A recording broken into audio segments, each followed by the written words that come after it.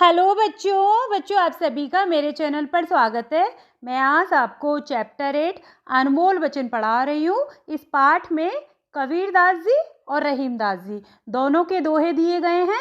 मैं आज आपको कबीरदास जी के दोहे पढ़ा रही हूँ। तो देखिए, ऐसी वाणी बोलिए मन का आपा खोए, औरन को शीतल करे आप हु शीतल होए। सबसे पहले मैं दोहे के कठिन शब्द बता देती हूँ, देख लीजिए।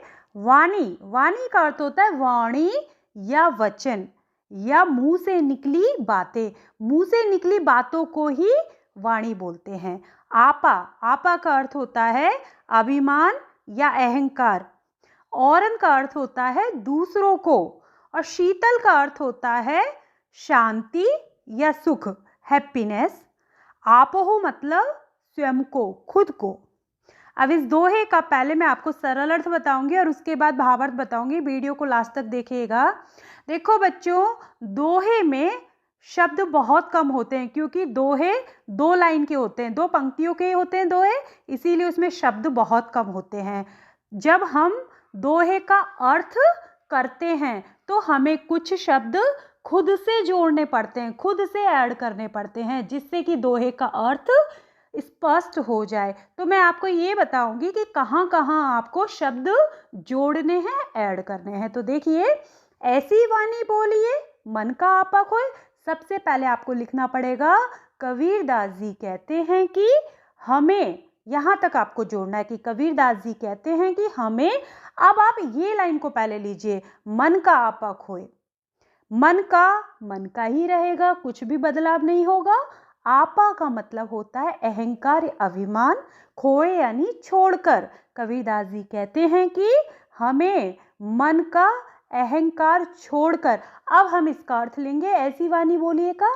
ऐसी से मतलब यहाँ पर मीठी से है कि मीठी वाणी का अर्थ है वाणी या वचन, कि हमें मीठे वचन बोलिए यानी बोलने चाहिए। कबीरदास जी कहते हैं कि हमें मन का अहंकार छोड़कर या मन का अभिमान छोड़कर मीठे वचन बोलने चाहिए।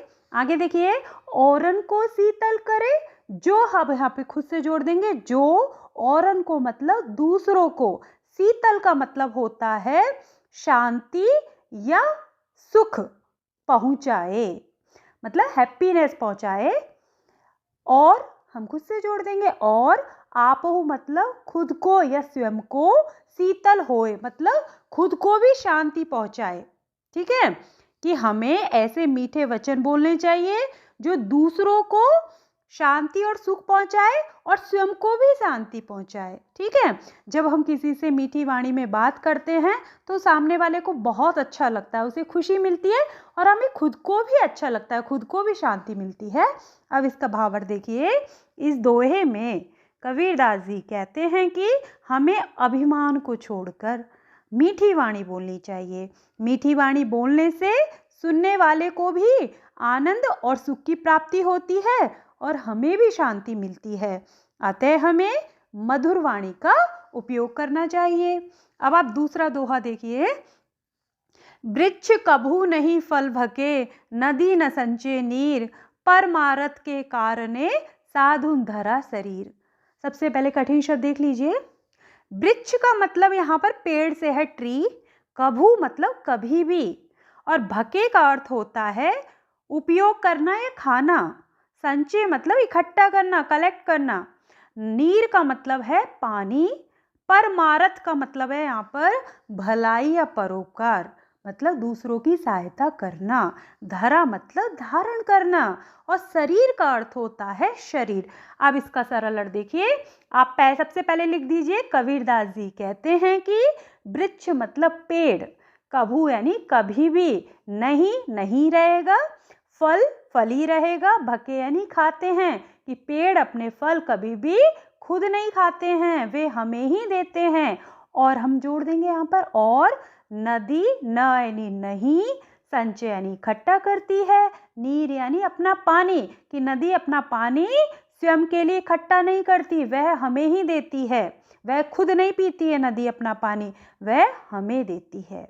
आगे देखिए, परमार्थ। परमार्थ का मतलब यहाँ पर है परोपकार। परोपकार का मतलब होता है दूसरों की सहायता करना, दूसरों की भलाई करना, दूसरों की हेल्प करना। कि परोपकार के करने का यहाँ पर अर्थ है के लिए ही, परोपकार के लिए ही। साधुन मतलब साधु या संत लोग। साधु या संत लोग कौन होते हैं? जो अच्छे होते हैं, जो सच बोलते हैं, जो ईश्वर की भक्ति करते हैं। तो साधु लोग धरा यानी धारण करते हैं।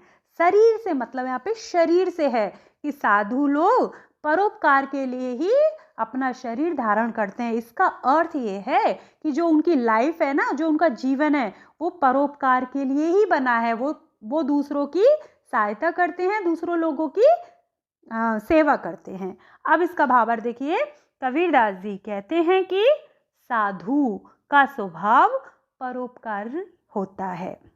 साधु का स्वभाव परोपकारी होता है। जैसे पेड़ कभी अपने फल स्वयं नहीं खाते हैं, और नदी अपने पानी का संचय स्वयं के लिए नहीं करती, अर्थात स्वयं नहीं पीती। उसी प्रकार साधु लोग और संत भी अपने ज्ञान का उपयोग दूसरों की भलाई के लिए करते हैं। उनका जीवन दूसरों के परोपकार के लिए होता है। अतः हमें अपना जीवन परोपकार में लगाना चाहिए। अब आप तीसरा दोहा देखिए, काले करे सो आज कर, आज करे सो अब, पल में परले होएगी, बहुरी करेगो कब। सबसे पहले शब्दार्थ देख लीजिए। काल का मतलब यहाँ पे जो आया ना, काले है, इसका अर्थ है कल, और करे का अर्थ होता है करना, और जो इसमें आया ना परले, परले का अर्थ होता है प्रलय, बहुरी का अर्थ है फिर या पुनः।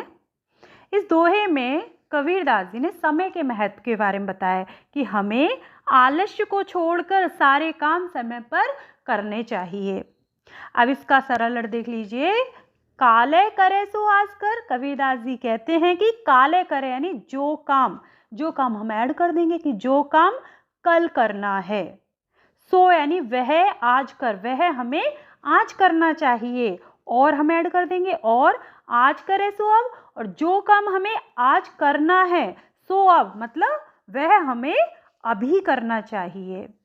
पल में परलय होएगी, पल से मतलब यहाँ पर क्षण से है कि क्या पता अगले पल में प्रलय हो जाए, मतलब सब कुछ नष्ट हो जाए, हमारी लाइफ खत्म हो जाए, हमारा जीवन ही खत्म हो जाए। बहुरी करेगो कब, तो फिर, बहुरी मतलब तो फिर, करेगो यानी करेगा कब, तो फिर हम कब करेंगे उस काम को, हमारा काम तो इनकम्प्लीट ही रह जाएगा, पूरा ही नहीं होगा। क्या पता अगले पल प्रलय आ जाए और हमारा जीवन ही नष्ट हो जाए, तो हम कब करेंगे उस काम को। इसीलिए हमें सारे काम अपने समय पर कर लेने चाहिए। अब इसका भावार्थ देखिए, कबीरदास जी कहते हैं कि कभी भी किसी काम को कल पर नहीं छोड़ना चाहिए। जो काम कल करना है उसे आज करना चाहिए, जो आज करना है उसे अभी करना चाहिए। क्या पता अगले ही पल प्रलय आ जाए और जीवन का अंत हो जाए, तब तो सभी काम अपूर्ण ही रह जाएंगे। अर्थात किसी भी काम को आने वाले समय पर नहीं टालना चाहिए, कोई भी काम मतलब पेंडिंग नहीं रखना चाहिए। अतः हमें सभी काम समय पर करने चाहिए।